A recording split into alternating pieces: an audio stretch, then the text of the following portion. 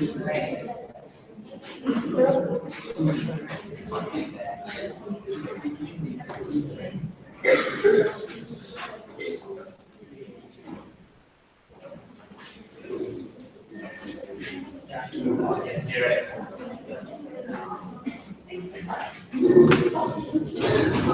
welcome to the semi-finals of TN50x KDU Interschool debate open. I'm your chair, my name is Patrick. So sitting alongside me from the left is Luke, Ruby, Jasmine, Shari, Dan, and Hannah. So in opening government we have Nobel AF. In opposition we have KYS Razak. In closed government we have Nobel DS. And in closed opposition we have Bedsheets. Before we proceed, firstly please keep all your phones on silent. Like shut them, turn them off, I don't do anything. Secondly, don't leave the hall, only do so in between speeches and only enter in between speeches. Thirdly, if you're on the top, please don't. That's annoying. Alright, on the motion, this House will allow the Orang Asli to veto national infrastructure projects that take place in or near their communities. Can we please invite the Prime Minister? Yeah.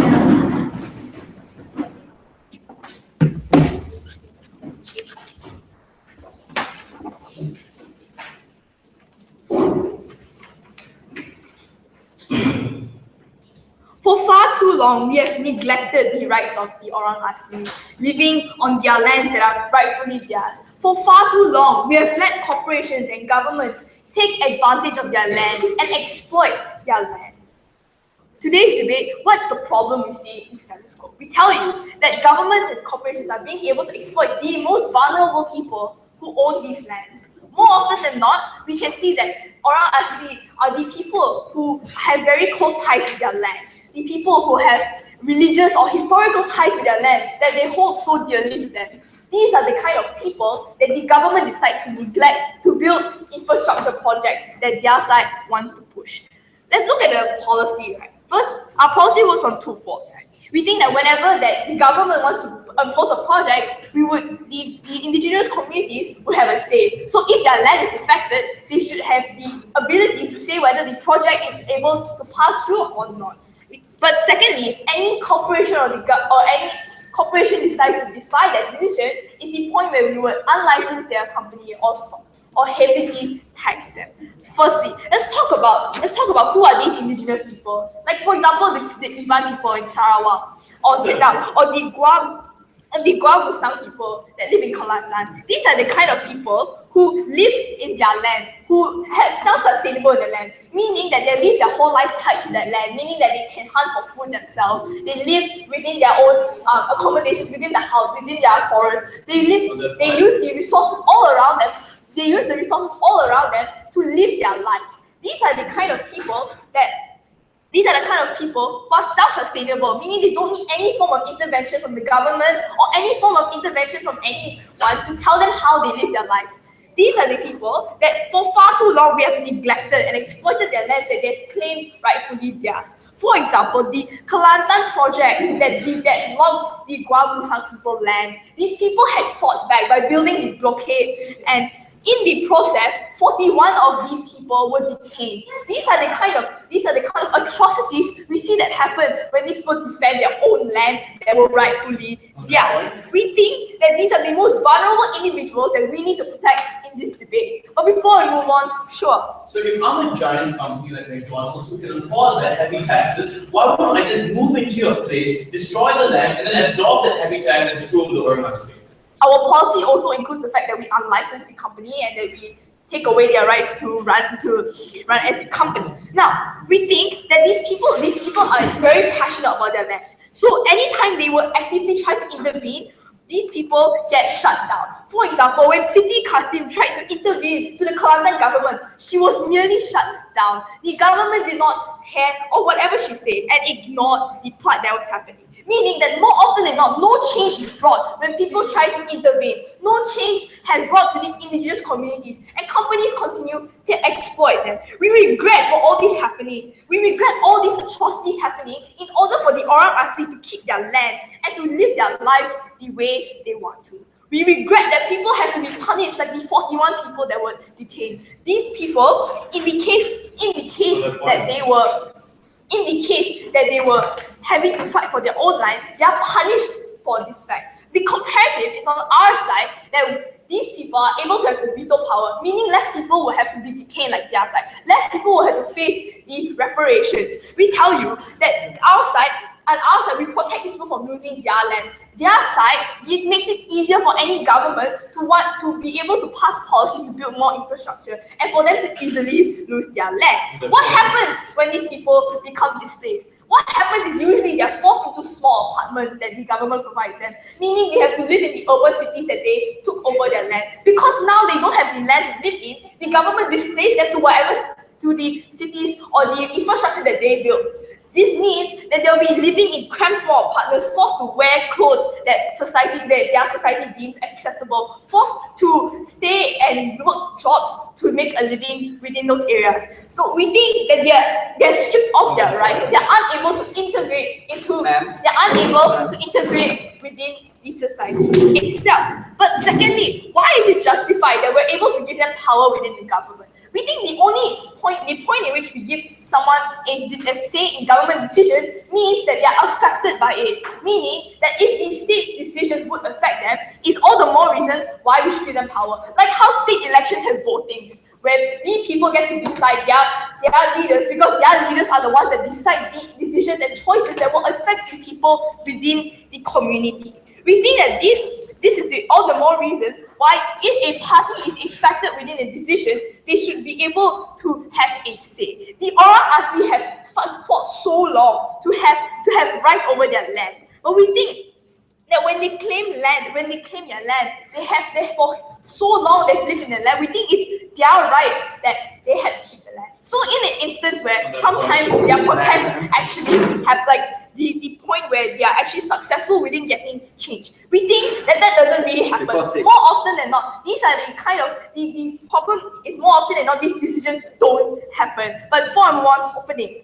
Don't you agree that when the Orang Asli community veto these decisions, they are preventing the rest of society from accessing economic benefits that would be accessed through the development of the community? Yeah, so we're willing to trade it off. Right? We think that the people are privileged enough and we have neglected people for so long. Understanding the fact that you're only merely improving the lives of your citizens, you are stripping people out of their whole lives. Their generations and generations were living in this land. These are the kind of lives we think that we value the fact that these people cannot live anywhere else. But your economical development comes second to these people. These people are the most important people within this debate, right? We think that on our side, our world is a world where indigenous communities don't need to suffer anymore for what happens to their land. We think it's high time that we stop these infrastructure projects and economical development which comes in the cost of these people's lives. We tell you that if this policy doesn't pass, right, we have more and more indigenous communities will continue to be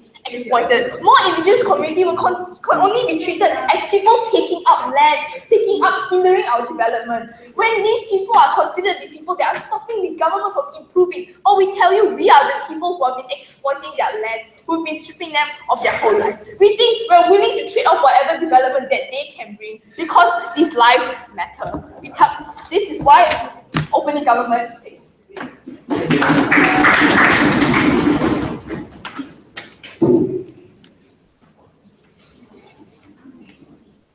Thank you, Prime Minister. Let's meet the leader of opposition. Thank you, everybody.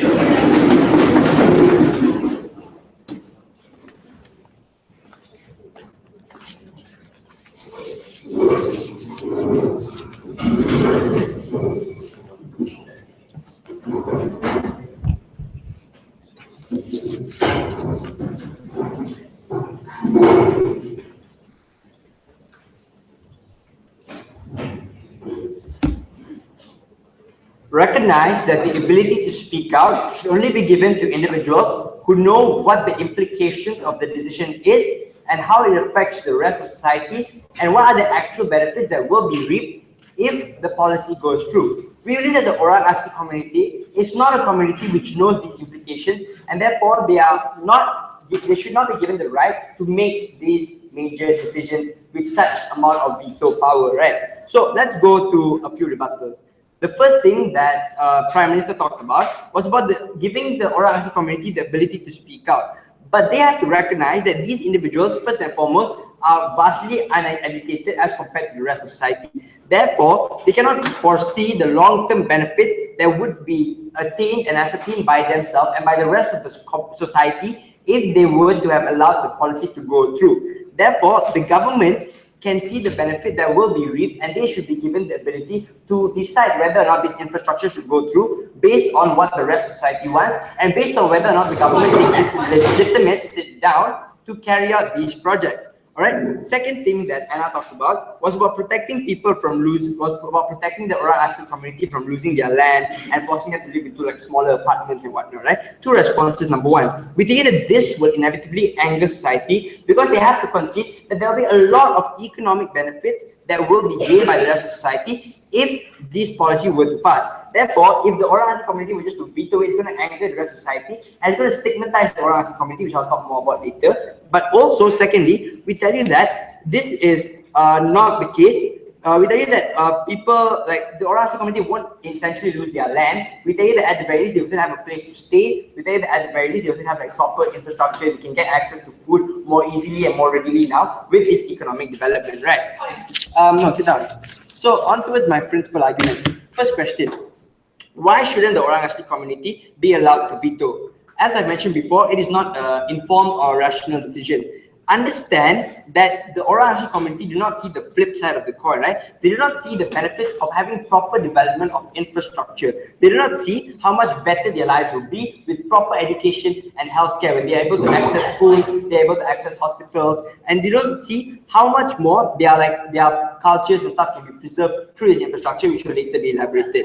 Sit down. So an example to why we shouldn't let these people veto this decision is the same reason we don't let people under the age of 18 to vote. We think that we don't let individuals below the age of 18 to vote because they don't have enough knowledge about the implications of their decisions and whatnot. Therefore, we tell you that this is the exact same case. Only thing is, these people do not have the required education. When you're above 18, you're perceived to know enough about your country, to have enough education to make the proper decision. But in an Orang Asli community, you are not even given this education to begin with, and therefore it shouldn't be justified. But before I move on, closing.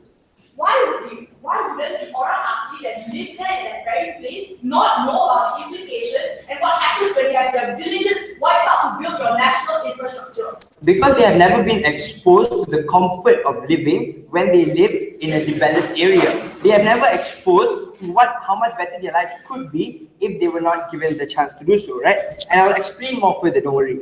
Second question, why is not following what the Orang Asli communities want, not listening to them, actually the better case? We tell you that this is true, although there will be some backlash within the Orang Asli community, though we concede, we tell you that the benefits towards the community will supersede these harms, right? So why is that so? Because we tell you that at the end of the day, they would prefer their lives with proper infrastructure, proper healthcare, and proper roads. We tell you that, we give you an example of the human race itself, like the vast majority of human race is already progressed now. We tell you that these individuals lived in the lifestyles which Orang Asli communities lived in before like industrialization, before like increase of infrastructure and whatnot. But at the same time, we tell you that before that, that was what life was for them.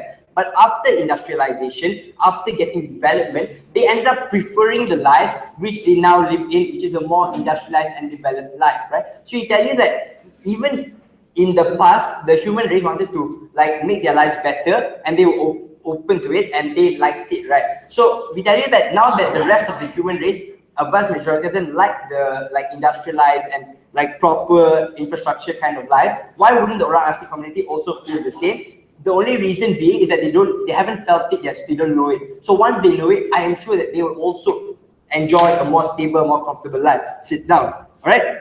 So what do I mean by better life, by living better life, right? We believe that in their better lives, they will have like better infrastructure, more access to education, more access to healthcare, where we have a more educated community, a more progressive community. We believe that So like in the past, probably in the Orang Asli community, for you to like cure or scar or whatever would take like traditional medication, or it'd be very difficult to like do this. But with education, where we can have like now doctors and whatever, we think that they will also be able to like access like more easier healthcare, more efficient healthcare. Their wounds will heal faster. They can live longer lives and whatnot. Right? And education, they can make them smarter. They can carry out like jobs and whatever. And therefore, these are all they can then contribute to the workforce and whatever. So these are the economic benefits that can be reaped if we allow them access to infrastructure, and inevitably they will live better lives because they have like more money to spend and whatever. But sure, before say openly.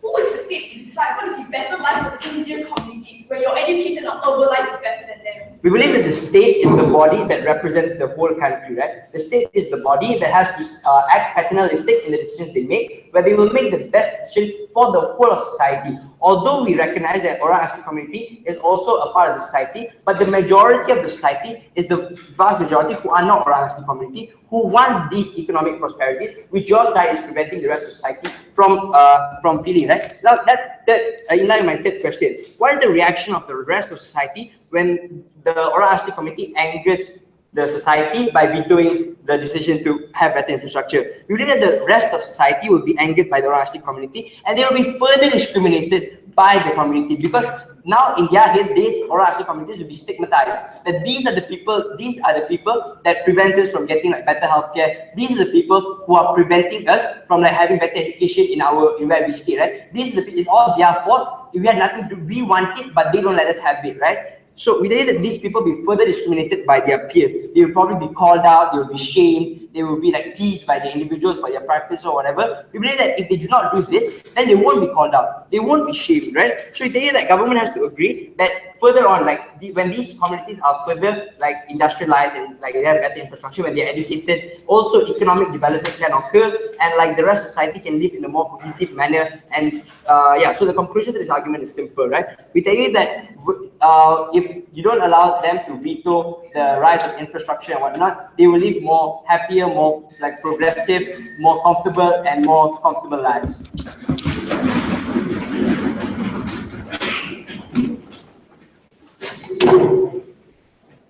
Thank the leader of opposition for that speech. Can we please invite the Deputy Prime Minister?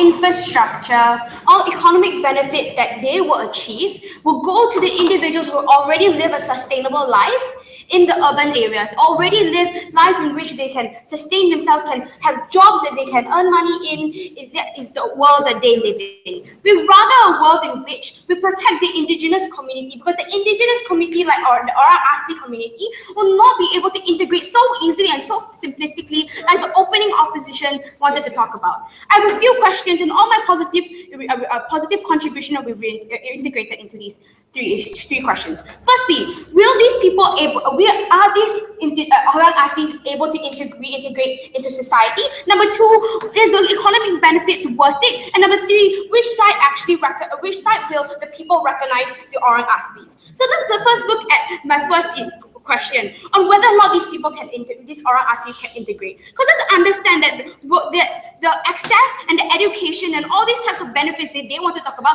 will never be given to these Orang Aslis. Let's understand the mindset of the government. If the government really wanted to develop infrastructure and wanted to invade the Orang Asli in order to have this infrastructure, they would definitely want to take away, to prioritize development over the Orang Aslis. What does this mean? This means that, as Anna has told you, but ignored by the side of opposition, that all of these things, like things like cramping them into an apartment where they can barely live, we can barely find jobs, and these apartments are likely to be in slums where they are unable to get any stable education or a stable income. We think that these are the lives that we can force these Orang Aslis to live. But even if it were to be true that in your best case scenario, you're able to give them this education, I will explain to you why this is number one, horrible, and number two, this is it was a bit as horrible, but secondly, it is something they don't want and would rather live without. So firstly, we need to understand that these are individuals who are not as young as you want to portray them to be. That means these are individuals who have already lived their whole lives, and according to their grandfathers and according to their ancestors, live lives that are so different from the way we in the urban cities live. That means there are individuals who don't understand our language. There are individuals who also will never be able to learn things as fast as we do. Because the reason why we are all able to learn things very fast and learning debate very fast is because since young we have trained our brains in order to accept these knowledges, in order for us to digest this knowledge and apply it in our lives. We think that the reason why this is the exact reason why these Orang Aslis can't do so. We think that they have learned and they are skilled in other ways, and they will never be able to learn the same things in their world. So what happens then is you subject them to a life in which they're unable to reintegrate, they're unable to get jobs in order to send their child to education. Even if you subsidize education, we tell you that they are more likely to suffer because they're not used to the life over there, and thirdly, even if that is true, we don't think they want that life. What do we mean so? We have to understand this. We have to understand that what the land means to the Orang Aslis. The land is one which is religiously tied to them. It means they believe that the land is theirs, and they believe that the land is a holy place in which they need to keep and in which they need to prioritize. So what other things do they prioritize? Right? They also prioritize their clothing, where they have traditional clothing that they truly do think that is tied towards their God and tied towards their religion. They also have cultural practices that they carry out often in order for them to get closer to their God and to get the happiness for them to be have a direct intervention with God. And all of these types of things are reasons why they risk themselves, like the situation and the incident in Guam Musang. The reason why they risk their lives getting detained by the police officers only shows that they love their land, and it only shows that they love their culture. But before I move on, sure. If I'm staying in this forest because of the decision set up by my grandparents and my grandparents' grandparents, am I staying in this forest by my own choice because of the decision that I was forced into? We think that more often than not, because of the way they were brought up, and because they were brought to love their land and love their religion, they have brought up in a way in which they are willing to risk their lives, like the situation in Guam, in order for them to do so. So hence, what happens when you take away that lifestyle from them? We think that this is when you cause them to be angry, you take away the one thing that makes them happy, which is their religion, which is their culture. We don't think that you can define what happiness is to them. We don't think it's fair for them to force this life on them when they are individuals who are not accepting of those forms of happiness. Which leads to my second question on which side actually recognizes the Orang Aslis. But let's concede, because as they conceded as well, that there will be backlash, and these Indian Orang Aslis will get mad when these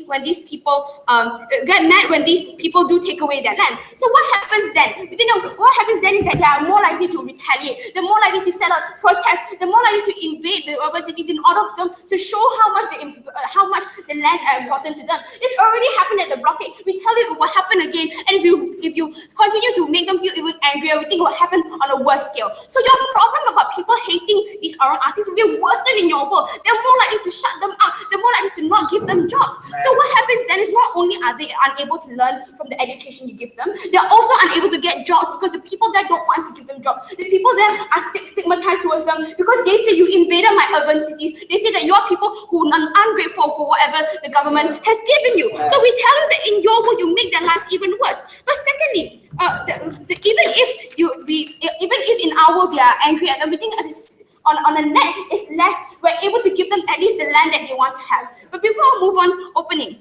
How will your side prove integration will occur better when the whole community is angry at the Orang Asli community for preventing economic development? Yeah, so we agree that we think that in order for us to get the recognition that we want for the Orang Aslis, it's more able to happen in our way, actually sustain their culture. When we sustain the culture, it's only when we have activists like City, in order for us to get the people's attention. If you're gonna hide their culture, if you're gonna to stop their culture from happening, and you're only going to hide it under a rug saying that you're going to give them education, but then the people are not going to think about that. People are going to think that the facade about the facade that the government is giving to them, saying that the government's already doing something about it. The government's already giving the privileges that they need. We don't think it's what they want. We think you're only hiding their suffering under a rug. But thirdly, we talk about economic benefits. We don't think that the economic benefits, that whatever you talk about, is worth the lives and the cultures that the Orang Asli so hold dear to them.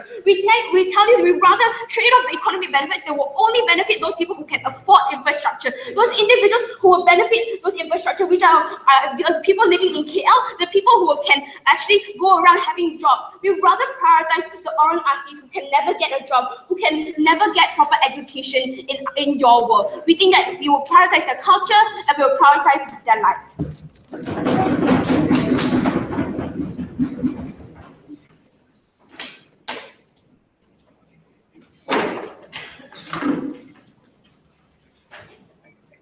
I thank the Deputy Prime Minister for that speech. We please have the yellow. Okay, here.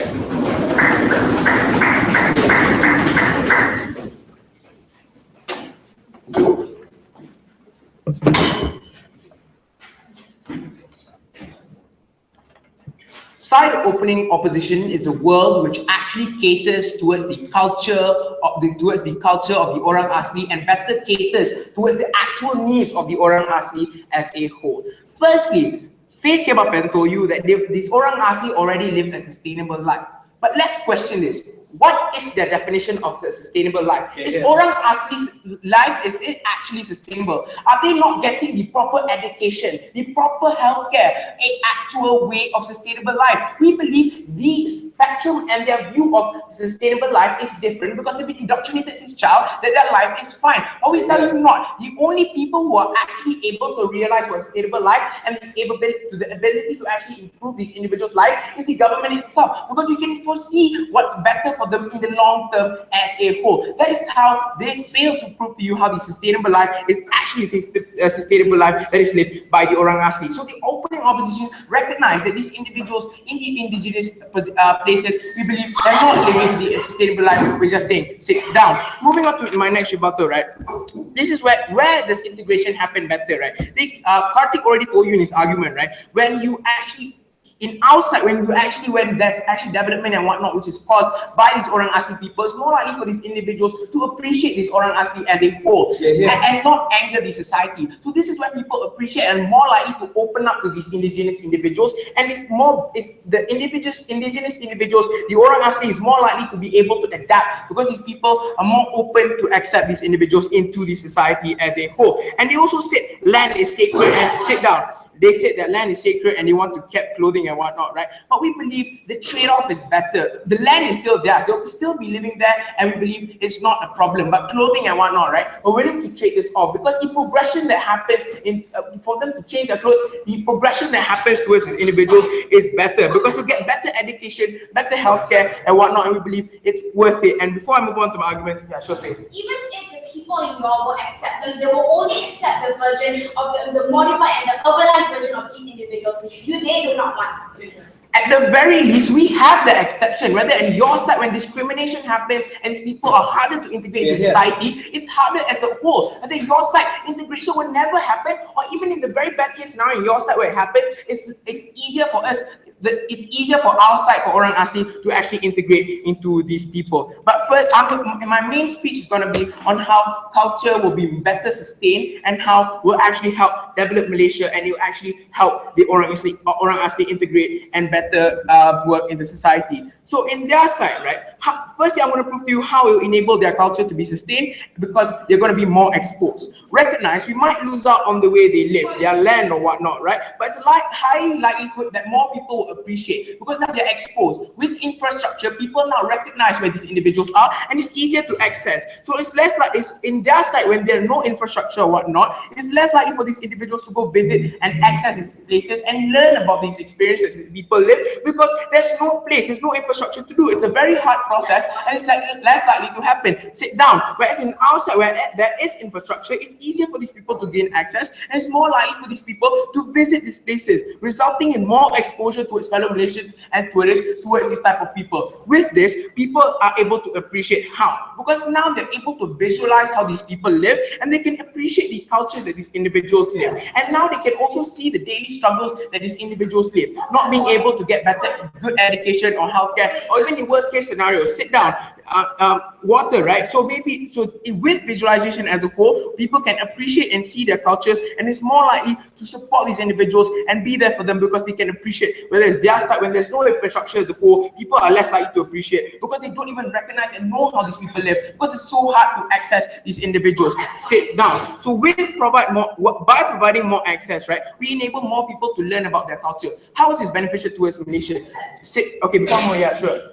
How would you expose people to their culture when their land is now taken to make your LRTs and they're displaced already? Recognize when these people are in that place itself, people actually are exposed towards these cultures, right? So it's easier for now when there are centers and it's more centralized. Their cultures are more centralized. It's more easy for people to get access towards these places, right? So more Malaysians are continuing. More Malaysians are able to be exposed to and learn their cultures, right? How? Because now when people are actually exposed and people are able to go to these type of centers and whatnot, which Karthik talked about, right? It's easier for these people, these Malaysian individuals, to learn the culture, sit down, to learn the culture, right? So now it's easier for them to learn the culture. So the culture is exposed throughout Malaysia and the culture is sustained. The culture now can last longer generation and it's less likely to go extinct under outside. Sit down. And this is how it actually benefits. So as a conclusion towards this argument, the opening opposition side actually shows you on how it's more likely for people to visualize and appreciate these places. Sit down. These people are more likely to appreciate these places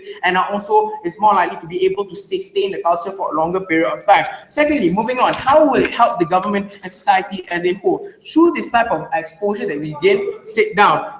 Through the exposure that we gain through having the centralized spaces, right? It's more, like I told you before, it's more likely for people to get easier access. So this is when tourism comes in. People will come and visit and learn on how their cultures work, resulting in more money and more revenue flowing towards the government. Sit down. With that, we are able to improve more conditions of the country, better roads, better healthcare, better education. It doesn't only cater towards the Orang Asli, towards the society as a whole. This will cause society to feel thankful and to feel that they have benefited from this Orang Asli and they should be a part of society, and that's where integration comes in place. But how does this help the Orang Asli, the most important stakeholder as a whole? It provides development and whatnot. It provides better houses and better stuff towards better houses and whatnot towards the Orang Asli people, and provides also better education and also better let Orang Asli people develop as a whole and become lawyers and doctors and not stay stagnant rather on their side. So as a conclusion towards this argument, we actually provide a better incentive for Orang Asli to actually progress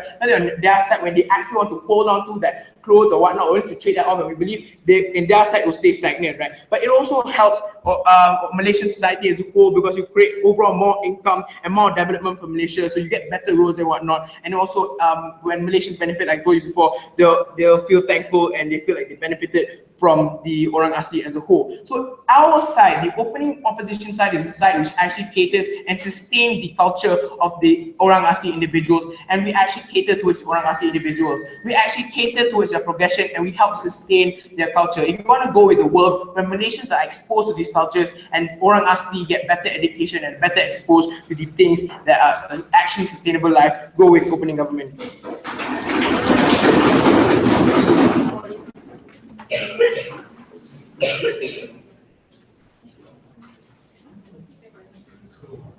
And the dialogue for that speech, now the meeting is closing half, and please invite them back. Okay,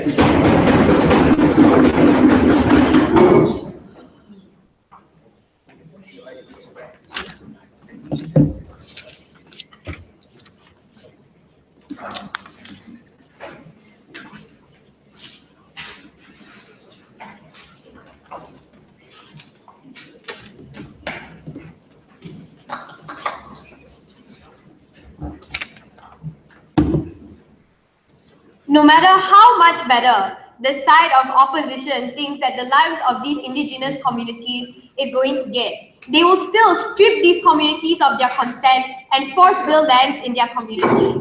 Side opening government said that these indigenous communities will get their lands back, and that was good. The side of closing government, we are going to explain to you how and why this is important. We will be the first house to analyze to you what veto power means and how this will benefit indigenous communities in the long term.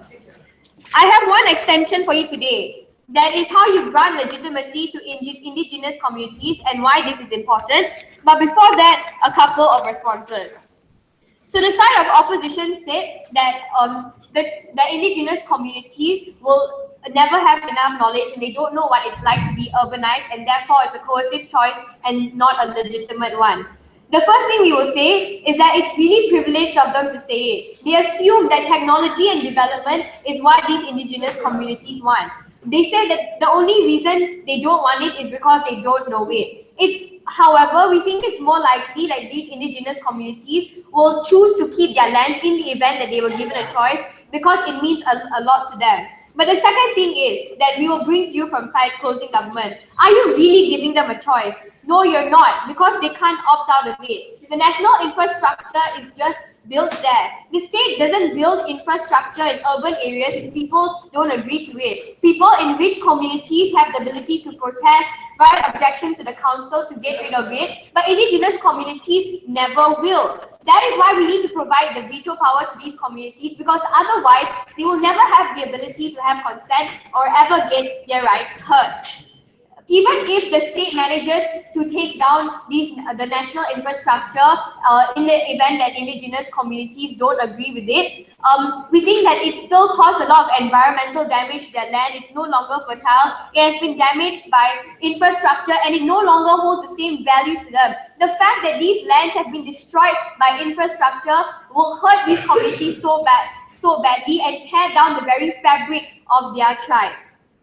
The third thing we will say is that even if this is a coercive choice, a lot of choices we make today are coercive. Makeup is coercive, so is plastic surgery, but we still allow individuals to make this choice because it's what makes them happy. If living in these communities without national infrastructure is what makes these communities happy, regardless of the objective arbitrary benefits that side opposition wanted to impose, we will let them do it. Then the second thing they will say is, they said that when people would appreciate them more and get more exposed to the culture. The first thing they will say is that this was a contradiction, because they said people in urban areas would appreciate indigenous communities, go see them and understand their culture, but how will they ever know about the culture of these indigenous communities if it was destroyed by your national infrastructure, if their lands no longer exist? All this means is that you're causing these indigenous communities to become extinct under the side of opposition, and that is how you never get any recognition or acknowledgement of these communities. The second thing we will say is that these indigenous communities don't care about people's approval, and it doesn't make them as happy as their lands do. Oftentimes they live in rural areas that's very cut off from people from the city, and there's nothing really that people in the city can do 500 miles away from their indigenous communities. The third thing we will say is that even if there is appreciation, what is the point if it's false appreciation? These urban people don't truly understand the culture, the meaning behind the practices they do, because these indigenous communities can no longer carry it out. Even in their best case scenario, if some children go to school, they still strip these indigenous communities of their consent. They never allowed them to choose what they wanted for themselves. They made decisions for these people, and that is a principle that we will never be willing to stand for. Now to my extension, how we grant legitimacy to these communities and why it's important. So indigenous communities are a minority. They only constitute 0.6% of the population. This means a lot of times they're stripped of consent when the government makes decisions about what to do with the country. The government doesn't understand the practices and rituals of communities like Bidayo and Kenya, don't agree with certain rituals that they carry out, and the government will never be able to understand or acknowledge these indigenous communities. How does veto power help these communities, and why is it the only way in the last resort? Here's where we differ from side opening government. Because these indigenous communities are minority, when the state makes a decision to build national infrastructure, these indigenous communities don't have enough people to oppose these laws. They will never have enough people to outvote laws that are made by the rest of the people in city areas. By giving them power, we are finally giving them a power the power to have a say in what they want. The second reason why indigenous communities never have consent in status quo, and therefore why we need to give them veto power, is because they live in rural areas cut off from the city. The state doesn't bother to spend money to go into these places, explain to people why they are building this national infrastructure, ask them about their opinions about it. And the state never recognizes the value of consent to these individuals, and that's why we need to provide them with veto power. Yeah. Ma'am, Harith already mentioned in his speech how when there's a rise of infrastructure, these indigenous communities cannot set up centers where they can teach and preserve the cultures, and that is exactly how the cultures will be preserved. We don't know how their cultures can be preserved if the lands have been destroyed.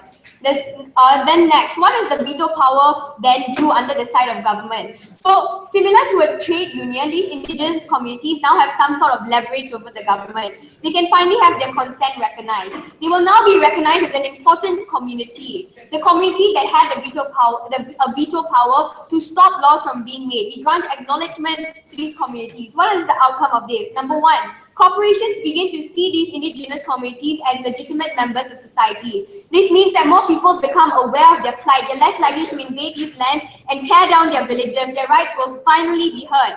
The second thing we will say, that is the most important benefit, the government can no longer be ignorant about these indigenous communities. By allowing them to veto, the government will be forced to create more reasonable policies that can cater to these indigenous communities. They can come to some sort of compromise, and that is how we benefit both the indigenous communities and the people of society. They will be more incentivized to go to these people and learn about their culture, learn about why they don't want to build this national infrastructure, and come to a compromise where all benefits can be reached. That is how you truly have full consent in the world, and that is what we need to do.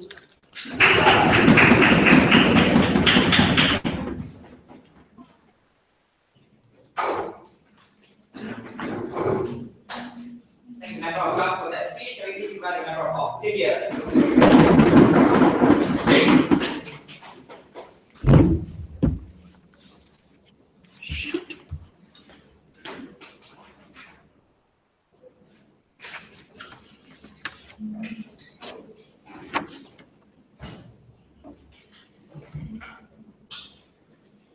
No matter how important you or your beliefs are, you are not more important than the nation. We think that opening opposition cares very much about the Orang Asli community, but we care about the entire country. And what we're going to do to you from Team Closing Opposition is prove why the choices that these Orang Asli make are not only irrational, but also illegitimate when looking at the poverty that the rest of the country faces. We're going to bite the bullet and say we shouldn't defend Orang Asli, we should defend people who need help more. But more importantly, we're going to give you a much more realistic approach to how the Orang Asli are going to survive in the future. Not just a one-off veto, but actual inclusion in a society that is growing at the moment without them. Before that, just one question in terms of response, everything else integrated into my extensions.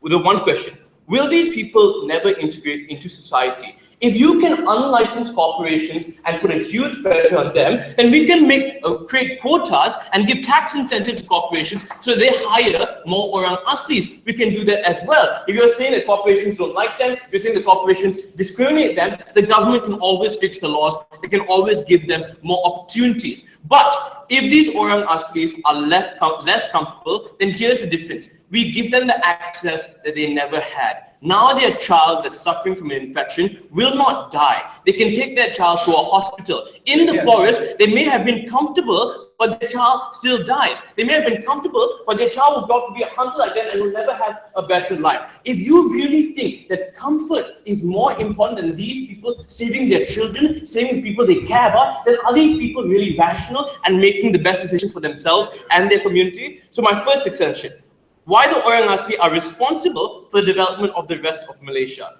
If inaction has the same consequence as action, then you are equally culpable when something goes wrong. No, thank you. Orang Asli's not helping is them actively choosing to screw over everyone else who is suffering because they are omitting. They are omitting from helping other people when they can. No, thank you. All I have to do is prove that Orang Asli have the capability to help others, but they are choosing not to for bad reasons. So here's the first level to this. Firstly, I say that we all share the same country. When you are born in Kuala Lumpur, you already have your territorial encroachment by the government when they start building hospitals, when they start building schools. But you don't complain because you know that you, as well as everyone else in that area, is entitled to equal development. So your singular belief is not more important than everyone else staying in that nation and people staying in other states. The same way that the Orang Asli can always go to Kuala Lumpur, they can always go to Johor and Terengganu, and they have that right because they also own the rest of Malaysia, just as we own their land.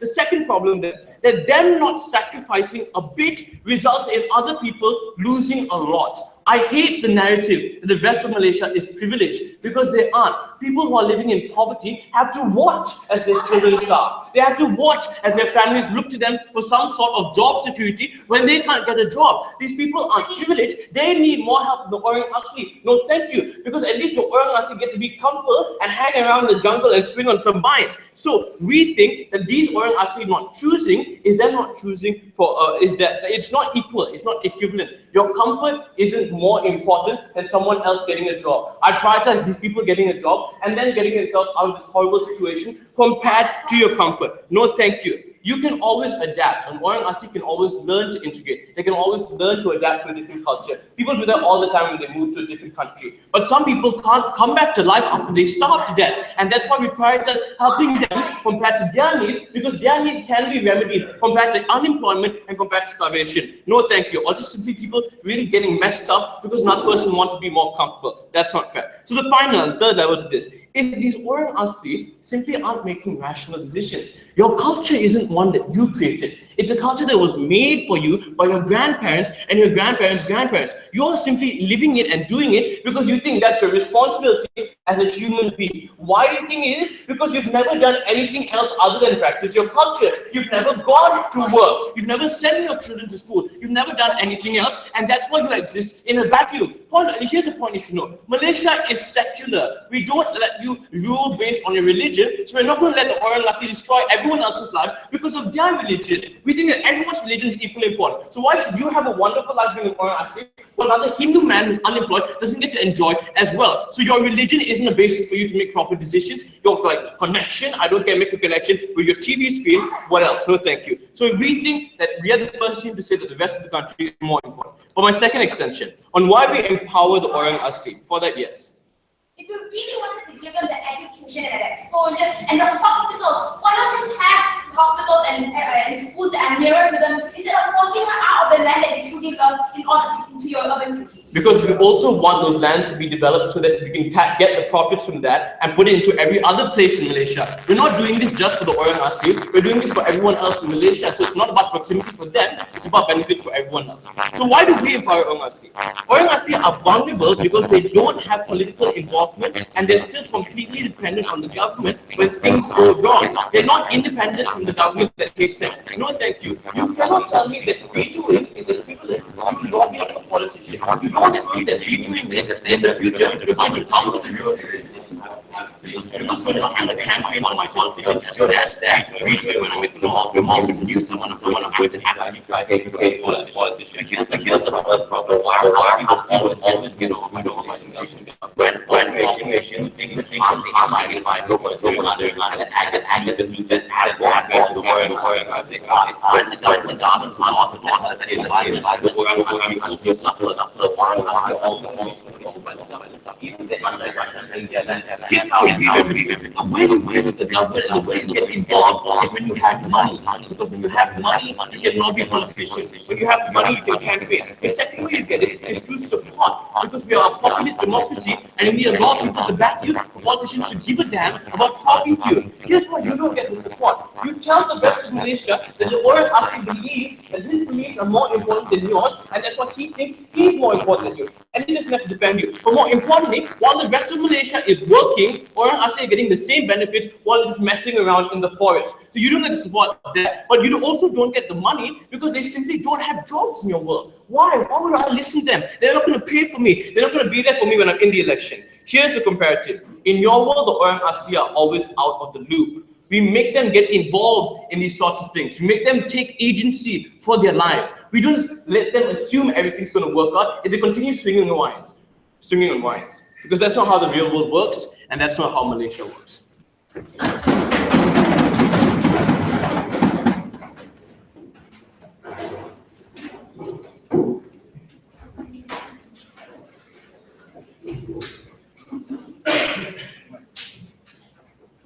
Thank you, member of the speech. Will you please invite the government?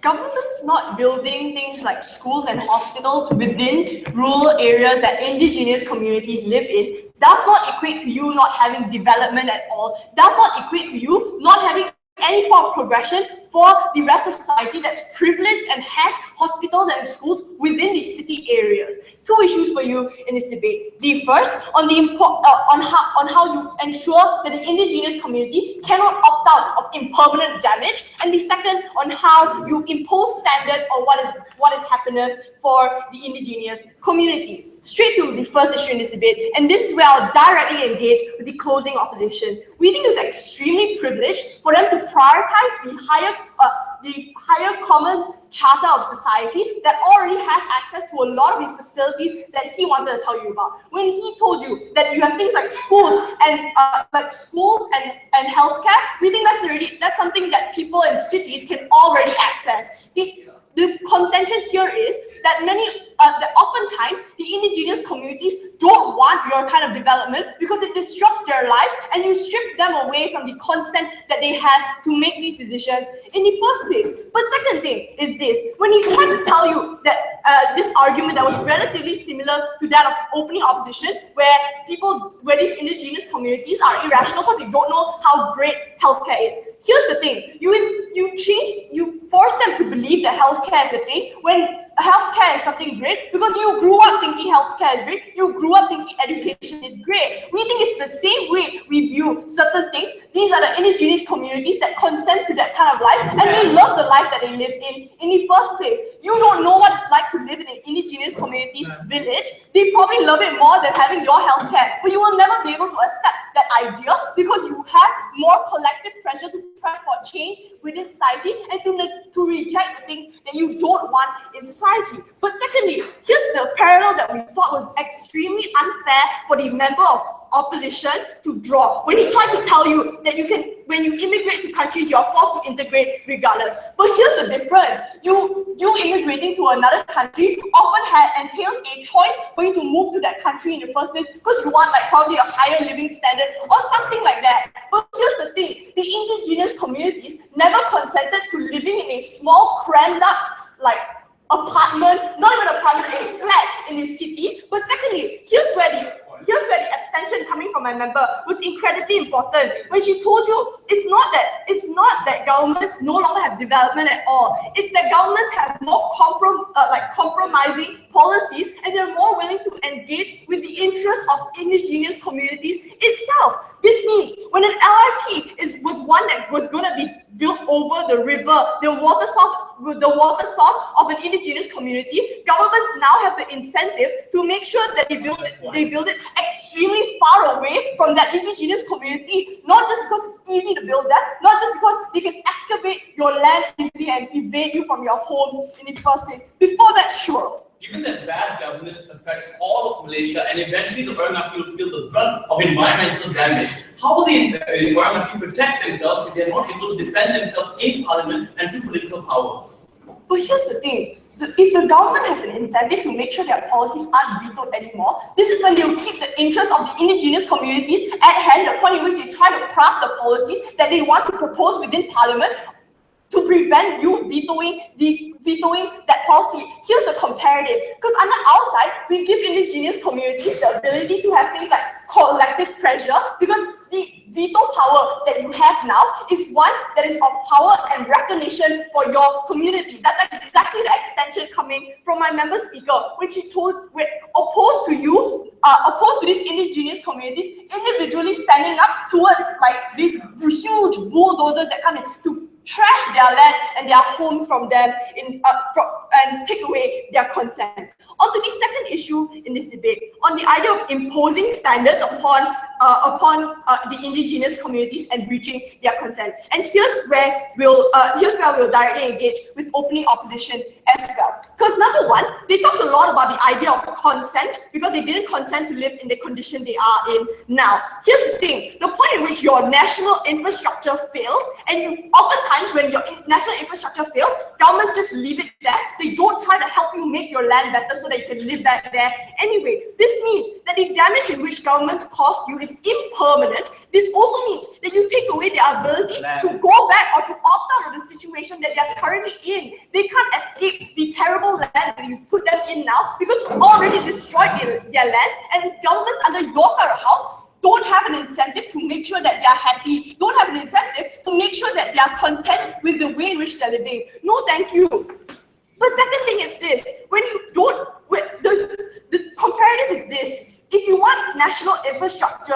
and the indigenous community also wants it, this is when you just don't veto it. So like if you don't want the policy, then you veto it, but if you want it, you can like not veto it. This is a choice that we exclusively give to the indigenous communities on the side of closing government. But let's compare on the idea of being able to consent into things into situations that the governments force you to be in. We don't think that indigenous communities have so much of ability to opt out of these kinds of situations.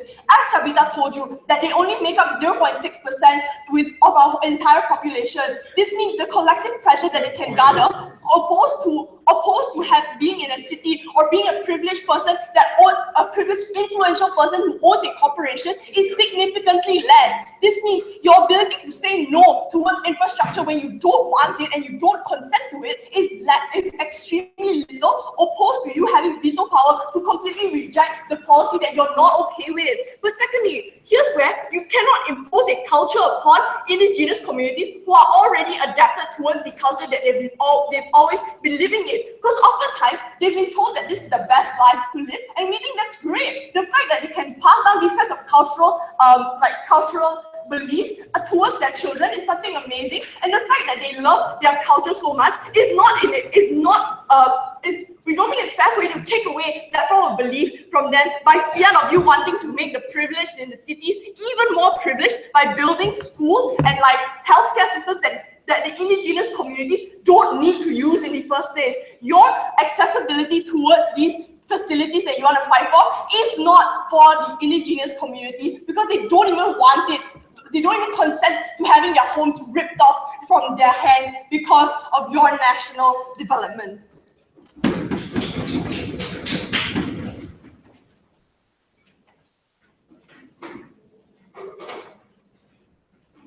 Thank you, Dr. for that speech. Now, finally, we're going to please invite the wait, here.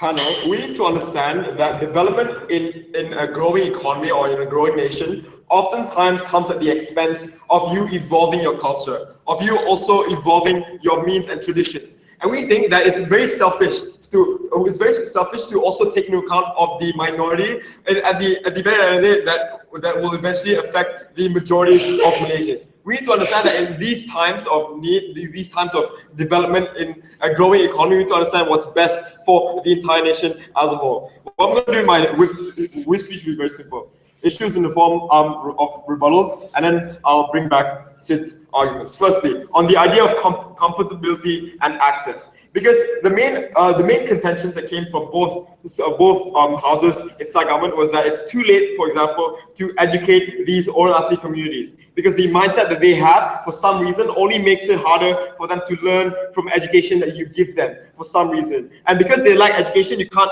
hire them at all. The response we give you that was unrebutted, no thank you, is that if you can figure out that you would unlicense companies or corporations that choose to develop regardless in the vicinity or in those Orang Asli communities, I think it's fair if we argue that government corporations that choose to develop in the vicinity and choose to develop in those communities could implement quotas to hire Orang Asli individuals to train them into having a more significant skill set, so they'd be of use to their families, so that they'd be of use to increase their quality of life. The reason we need these sort of things, the reason we need these sort of affirmative action quotas is solely because the state is in a suitable position to identify what Orang Asli needs rather than conforming to what they want. No thank you. Wants that are irrational to begin with. We think in the long run, when we assess their wants being as irrational as possible compared to what they need to begin with, only then will we understand how their comfortability isn't legitimate to begin with. Because we need to understand that the state is in the best position possible to grant them these sort of accesses, to grant them these sort of privileges to begin with. No thank you. Second question: are their beliefs more important than them integrating in the get-go? Because we need to understand that children don't get to choose the family that they were born in. If I was a child that was born into an Orang Asli family in an Orang Asli community, and I could withstand the suffering of ineffective traditional medicine, how is that fair or somewhat significantly better quality of life? No thank you. The reason we've been so coddled into thinking that healthcare generally works, healthcare from government corporations generally works, is because it does work. There is an understanding that it's proven to work to begin with. We think that their beliefs aren't necessarily more important than them integrating, because we believe that the state is in the best capacity to dictate those types of decisions, because we really need to recognize that them wanting things isn't necessarily the same as them needing those things. Last development on this issue, the qualm on how corporations will now take their veto into account for some weird reason. That's not true. We don't think corporations in the slightest will now take their vetoing power into account to begin with, because that only means that these corporations and these conglomerates can choose to build and develop projects elsewhere in Malaysia that will eventually screw up the Orang Asli community in the long run. How? So when let's say the vetoing power somehow works in the short term, these conglomerates will now accept that decision and will choose to develop elsewhere. And once they've developed everywhere else, we think that as a harm is no thank you. That as a harm is that it affects the entire nation to begin with. As the rest of the country suffers from all these conglomerates, these Orang Asli individuals will also be responsible and also be accountable and culpable to their actions. We don't think in the slightest that their vetoing power equates to them receiving political power to begin with. Before I move on to my second, any one of you. How is it fair that you don't build roads on Buddhist temples, you don't build LRTs on churches, but you build these infrastructures on Orang Asli land? Wait, so I think the state is in that position, in a position where they understand the capacity in which they carry out those decisions. Yeah. And that as a result means that whatever the state chooses we need to assume is the best possible form of decision to begin with.